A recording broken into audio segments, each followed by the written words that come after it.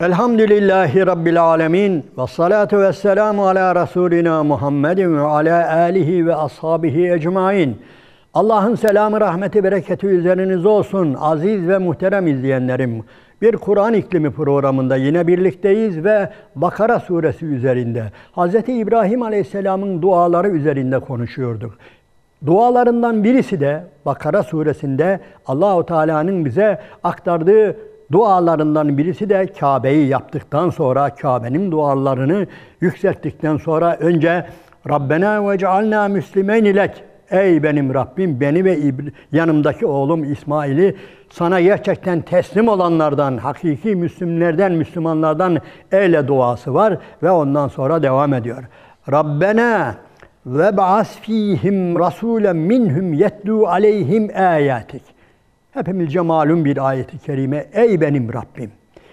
Bunların içinden, yani ben şimdi bırakıp gideceğim ya, yani Hacer'i, İsmail'i, işte onların içerisinden, onların zürriyetinden, onların içinden sen bir Resul çıkar. Sen bir Resul gönder ey benim Rabbim. Yetlu aleyhim ayatike. Senin ayetlerini onlara tilavet etsin. Ve yüzekkihim ve yuallimuhumul kitabe vel hikme. Onları pırıl pırıl edip gönüllerini, kalplerini, evlerini, mallarını, her şeyini tertemiz pırıl pırıl eden bir Resul, ayetlerini tilavet eden bir Resul, ilmi öğreten, hikmeti öğreten bir Resul gönder. Bunu geçiştirmeyelim bu duayı. Oğlu değil ha, İsmail değil, o yanında zaten. Onu diyecek olsa böyle demezdi. Allah'ım şu yavrum var ya, bunu şöyle eyle, böyle. Onu zaten eyledi. O da Allah'ın Resullerinden bir Resul oldu, öyle değil mi? Ama hayır, bunların içinden daha sonra bir Resul gönderdi. Muhterem izleyenlerim, yani şunu demek istiyoruz. Allah'ın Resulü Hazreti Muhammed Aleyhisselam bir anlamda Hazreti İbrahim'in duasıdır. O dua etti, onun duası işte öylesine kabul oldu. Ve hatta biz de bir anlamda onun ümmeti olarak, öyle değil mi? Bu duanın devamıyız bizler. Onun için Hz. İbrahim denilince biz diyoruz ki akan sular durur. Allah katında hele o eğer bir elini açmışsa, Rabbena demişse, Rabbi demişse, yani gerçekten Allah-u Teala onun hiçbir duasını geri çevirmemiştir. Geri çevirdiği dua var mı? Yarım bıraktığı var. Orayı atladık da hani demişti ya, geçen sohbette söyledik de orayı unuttuk. Yani قَالَ اِنِّي جَاعِلُكَ لِلنَّاسِ imama. Ey İbrahim, ben seni insanlık için imam, önder yapıyorum dediğinde قَالَ وَمِنْ ذُرِّيَّتِي. Ya Rabbi, benim zürriyetimi de böyle yap dediğinde قَالَ لَا يَنَالُ عَهْدِ الظَّالِمِينَ. Benim fazlıma, keremime, lütfuma, ihsanıma ne yapamaz? Zalimler ahdime ulaşamazlar. Yani sadece senin soyundan geliyor diye hepsini imam yapmam senin için. Niye? Zalimlerse, zalimler benim ahdime nail olamazlar. Öyle ya. Ondan sonra evet, Hz. İbrahim'in soyundan nice peygamberler geldi ama öyle bir an geldi ki o sadece onun zürriyetindendir diye devam ettirilmedi. Bırakıldı ve başka yerden geçiyor.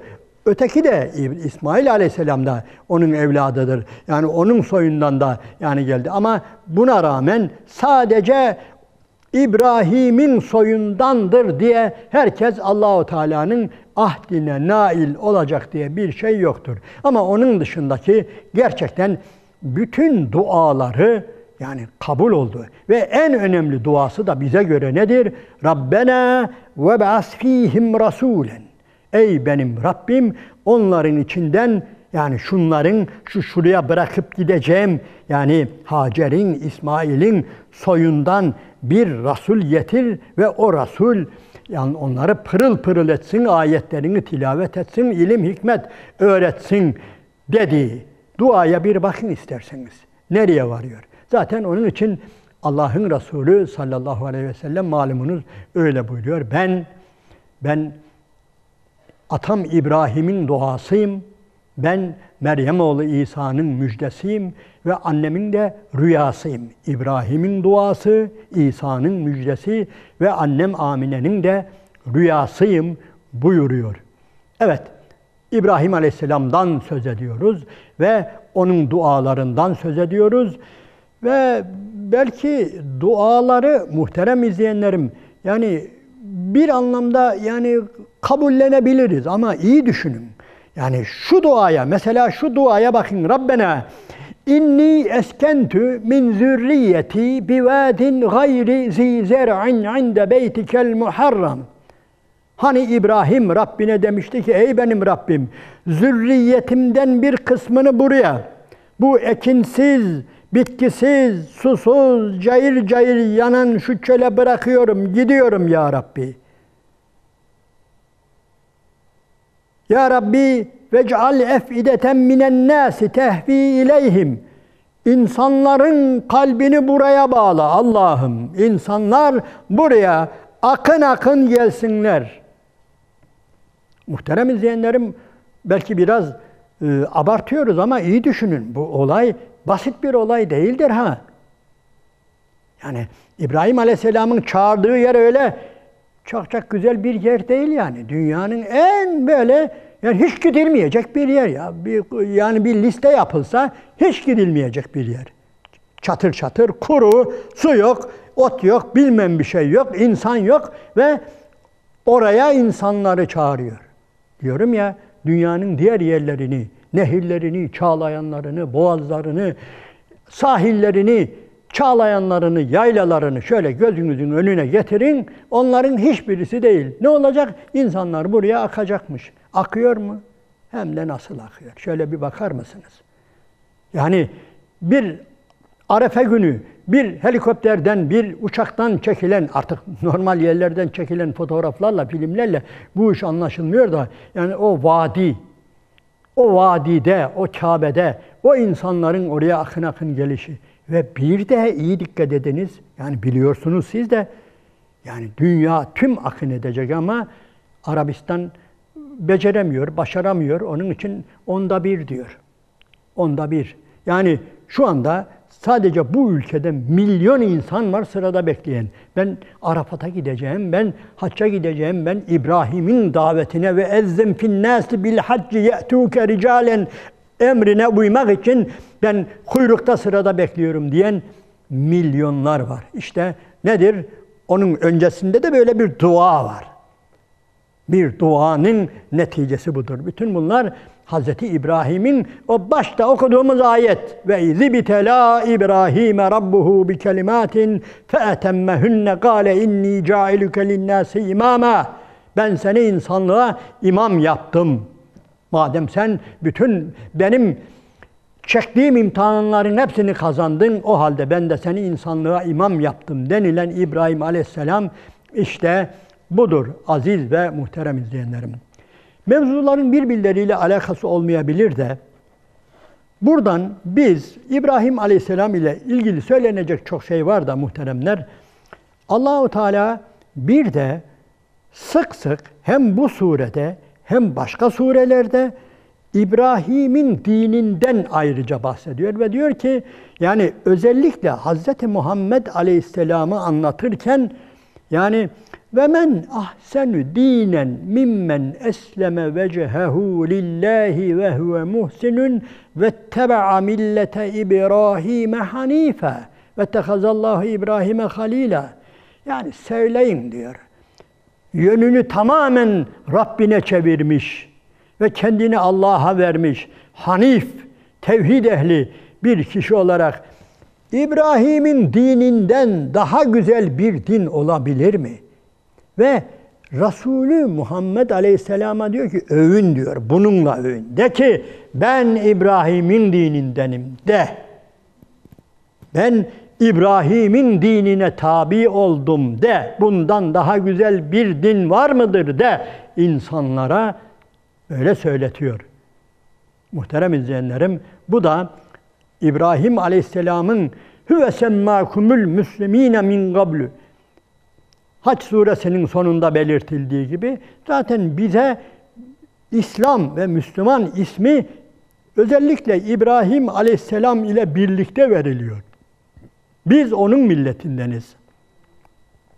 Ayrıca konudan konuya geçme değil de yani milletin ne anlama geldiğini de buradan öğreniyoruz. Millet nedir? Millet birilerinin zannettiği gibi aynı dili konuşan, aynı ırktan oluşan insanlara millet denmez. Ya ne denir? Onlara ulus denilir, ırk denilir.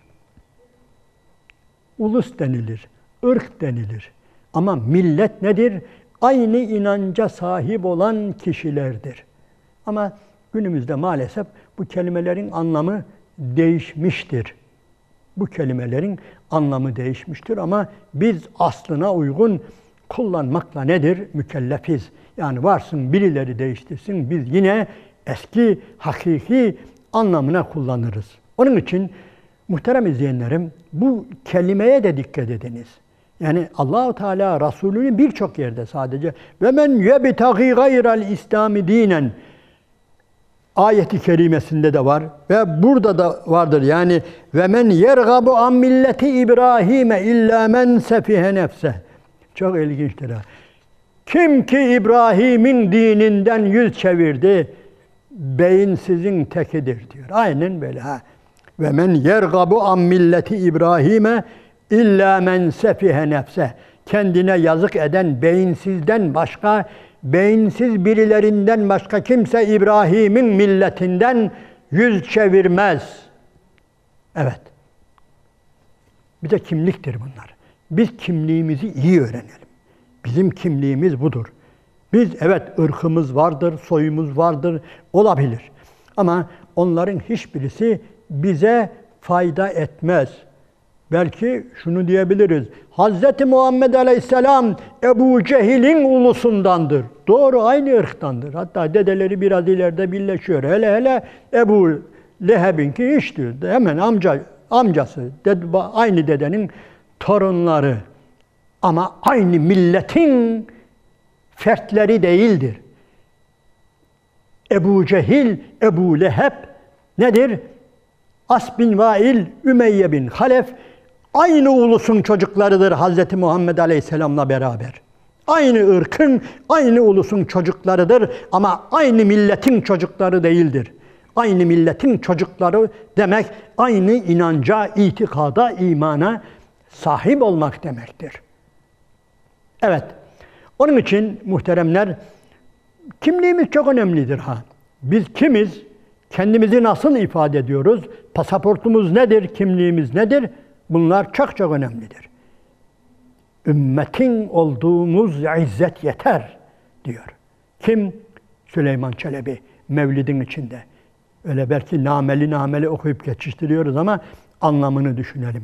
Ümmetin olduğumuz izzet yeter, hizmetin kıldığımız devlet yeter. Yani senin dinin hizmetindeyiz ya, bundan daha büyük bir devlet olamaz bizim için ve senin ümmetin olmaktan daha büyük bir izzet, şeref, pasaport, kimlikte olmaz buyuruyor. Onun için İbrahim Aleyhisselam'ı biraz da bu yönüyle düşünelim. Yani tarihte vefat etmiş büyük bir peygambermiş diye gelip geçiştirmeyelim, bizimle alakası vardır. Biz kendimizi ona nispet etmek durumundayız. Bütün peygamberler aynıdır ama özellikle biz milleti İbrahim'deniz. Hele bir hadis-i şerifte dikkat ediniz, bu da ayrı, ekstradan fazla bir şeydir. Peygamber Aleyhisselatü Vesselam'a uzun, belki hepimizin bildiği bir hadis-i şerif, yani rüyasında iki kişi geliyor, alıyor, götürüyor, gezdiriyor Efendimiz'i, cenneti, cehennemi, bir şeyleri, her yeri gösteriyor. Sonra diyor Efendimiz Aleyhisselatü Vesselam, çok ulu bir ağacın dibine geldik. Orada diyor bembeyaz, sakallı, nur gibi birisi vardı. Ve etrafında da bütün dünyanın çocukları vardı. İbrahim dedi. Yanımdaki görevliler, beni gezdirenler dediler işte bu İbrahim'dir. Ve bunlar da çocuk yaşta vefat eden bütün dünyanın çocuklarıdır. Müslüman, babaları Müslüman olsa da olmasa da kendileri çocuk yaşta vefat eden bütün çocuklar şimdi onun etrafında onun horantasıdır buyuruyor. Ne büyük şeref biliyor musunuz? Böyle bir peygamberin milletinden olmak. Aziz ve muhterem izleyenlerim. Evet, İbrahim Aleyhisselam'ı iyi öğrenelim, dualarını iyi ezberleyelim çünkü kabul olmuş dualar. Yani o diyeceksiniz ki bizde mi? Aynı ruhla, yani eğer biz de o duayı aynı ruhla, aynı samimiyetle yaparsak ne yaparız? Kazanırız. Yani biz de eğer onun gibi yani biz de evlatlarımız için onun gibi kaygılanırsak, evlatlarımızın imanı için, hidayeti için Rabbena yani ve cünübni ve beniyye en na'budel asnam dersek, yani ey benim Rabbim ne olur benim ve yavrularımı senden başka putlara kul olmaktan muhafaza buyur diye bir kaygıya, bir sancıya biz de sahip olursak Allah'ın izniyle Rabbim bizim dualarımızı da elbette kabul edecektir. Evet, muhterem izleyenlerim, Bakara suresine dönelim. Biz Bakara suresi üzerinde konuşuyoruz. Mesela Hz. İbrahim'den bahseden bölüme geldiği için bunu böyle buraya geldik. Yoksa konu tamamen Hz. İbrahim değildir. Yoksa evladını kurban edişinden tutunun efendim Nemrut'tan bilmem onların hepsinin detayına girmiyoruz. Sadece Bakara suresinde kısaca bahsettiği kadarıyla biz de ne yapıyoruz? Hz. İbrahim aleyhisselamdan bahsediyoruz. Bundan sonra kıble ayetleri geliyor muhterem izleyenlerim. Yani Allah-u Teala var ya, bu kıble ayetleri şu yönüyle önemlidir. Mevdudi merhum bunu güzel izah ediyor. Ve kezalike cealnakum ümmeten vasatan litekunu şuhedâ ale'n-nâs. Ayeti kerimesini ondan önce seyegûlü süfehâ'u minen-nâsi mâ vellâhum an kıbletihumulleti kânû aleyhâ. Ayeti kerimelerini izah ederken muhterem izleyenlerim şu noktaya temas ediliyor ki artık bu Muhammed Aleyhisselam'a iman eden insanlar var ya, artık başlı başına müstakil bir ümmet olacaklar yeryüzünde. Onların dini, kitabı, peygamberi ve özellikle kıblesiyle beraber. Kıblesi ayrı bir kıble, kendilerine has bir kıble, hak ettikleri bir kıble, hak olan bir kıble ile birlikte ne olacak? İşte bunlar yeryüzünde müstakil bir ümmet olacaklar. Bunun kararı verildi diyor. Onun için Yahudiler kıble ayetinden çıldırıyorlar. Niye? Yani bir ihtimal var, belki bu bize karışabilir ileride. Yani niye? Bizim gibi Mescid-i Aksa'ya dönüyor. Şu anda fazla da aramızda büyük bir problem yok. Ama bu belki bir gün bizim içimizde erir. Bize fazla şey yapmaz, açığımızı vermez, bilmem bir şey yapmaz. Yani Peygamber Aleyhisselatü Vesselam'ın böyle tek başına bir ümmet olacak, ayrı müstakil bir ümmet olacak bir din olarak yani ileriye doğru gittiğini işte burada anlıyorlar kıble ayetiyle beraber ve bundan dolayı çıldırıyorlar, dedikodu yapıyorlar, öfkeleniyorlar, şamata gürültü çıkarıyorlar. Bu ayetler de yani uzun gider, tefsirine girmeyeceğiz, bu konuyla ilgilidir. Yani özellikle Yahudilerin itirazıyla ilgilidir bu kıble ayetleri.